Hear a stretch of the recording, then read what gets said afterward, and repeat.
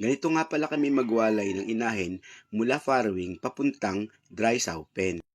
28 to 30 days natin, pwede nang iwalay yan kasi yung mga biik ay marunong nang kumain ng sarili lang feeds. Tandaan nga pala natin mga kapigmates, ito yung time na pwede nating ibakunahan ng hog cholera at saka ADE at saka pwede na rin purgahin. Oh, napansin nyo, wala tayong boy sa farm na ito kasi puro girls. Kasi nga naman, girls din ang may-ari ng farm na ito. Diba? Saludo tayo sa mga girls na kagaya nila. Girl power, ika nga.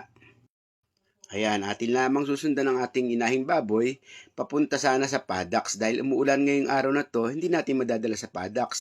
Kasi isang munting kulungan na may mga lupa, yung ng building ng kanilang piggery. Kasi may natural healing powers ang lupa para mapagaling ang mga sugat-sugat sa paa ng ating mga iwinalwalay na baboy. Dahil nga umuulan, diretso na lang natin siya sa dry sow pen.